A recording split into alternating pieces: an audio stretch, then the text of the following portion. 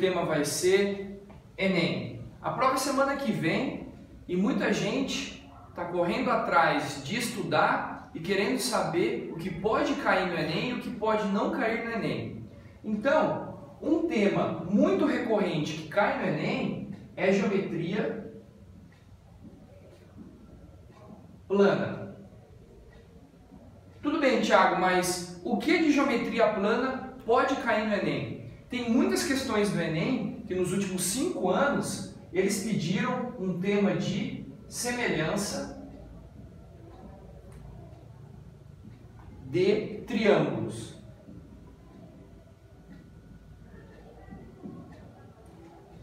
Muitas questões do Enem se concentram em semelhança de triângulos, então vale a pena vocês olharem e estudarem dentro de geometria plana semelhança de triângulo.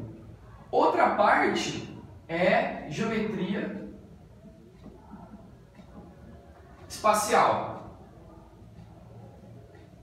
Vale a pena lembrar aqui que muitas questões de geometria plana, eles adequam os conceitos de álgebra e de geometria na realidade social que está inserida a questão. Então eles vão tentar colocar algum problema do Brasil, por exemplo, de concentração de chuva, ou na área médica, onde eles tentam pegar essas questões e inserir no dia a dia ou no cotidiano para montá-las.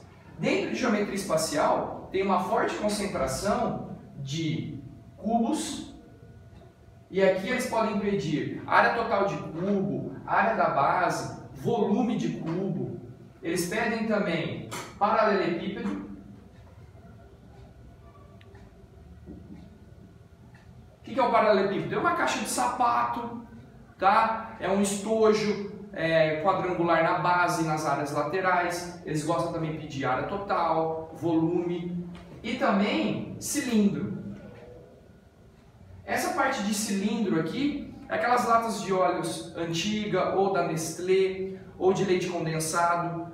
De novo, tentar adaptar a realidade da questão no dia a dia é uma forte oportunidade que o Enem coloca para você resolver. Uma outra questão que cai bastante também é uma parte de proporcionalidade. Mas o que isso significa?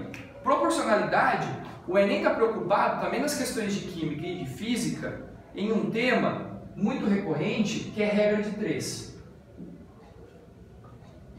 Só que é a regra de 3 direta, tá? A inversa cai um pouco menos, mas é naquela regra de 3 direta, onde você tem uma certa quantidade. Se você aumentar essa certa quantidade, o que vai acontecer com essa outra quantidade dado uma outra variável? Então cai muita proporcionalidade e regra de 3 na prova de matemática com intersecção com a prova de química e de física. E um quarto tema são funções, tá? São funções de primeiro e segundo grau. E como pode ser as questões de funções? Pode ser as questões de modelagem. Então, aqui a parte de modelagem. Modelagem matemática.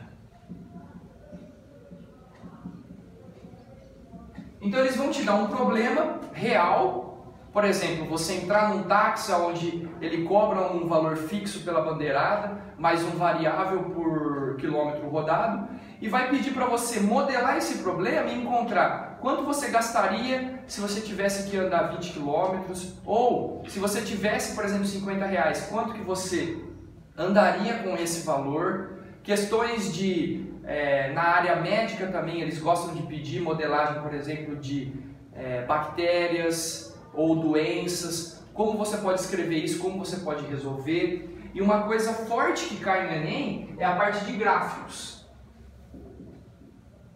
O Enem também adora a parte de gráficos. Dado um gráfico, pede para você interpretar esse tipo de gráfico. Então, o último tema que a gente vai explorar aqui é um tema de estatística.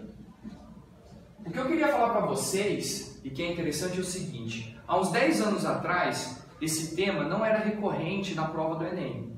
Por que ele não era recorrente? O Enem estava ainda numa fase inicial. Hoje é uma prova a nível nacional, que serve para você entrar em outras universidades de ponta, com essa nota.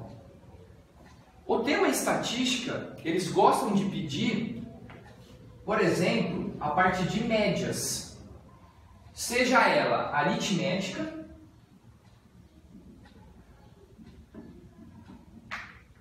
ou uma média ponderada. Tiago, por que é importante você estudar média aritmética e média ponderada dentro do conceito de estatística?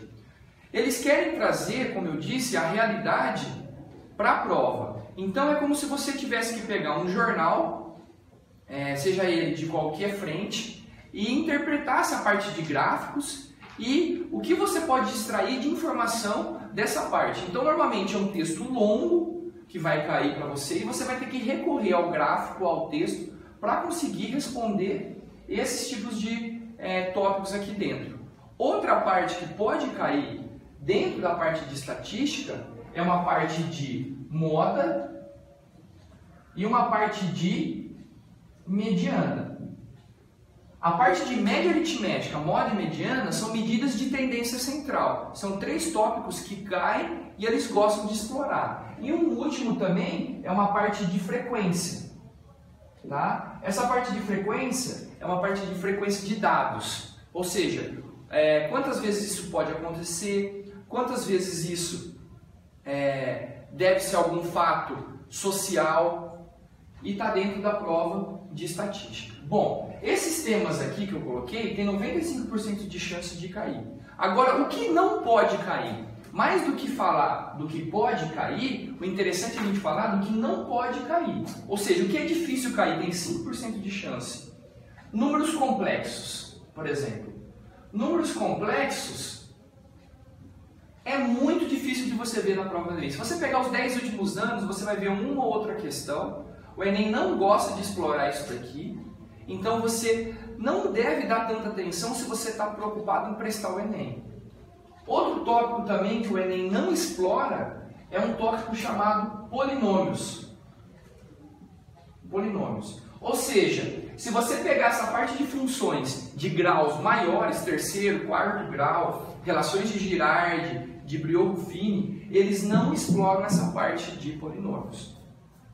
Então, pessoal, isso aqui é uma explanação geral para você ter ideia do que você pode se destacar nessa última semana, porque a prova é dia 5 e dia 6. Lembrando, levem água, se hidratem, cheguem uma hora mais cedo na prova, vá com tudo que vocês vão conseguir. Obrigado e até o próximo vídeo.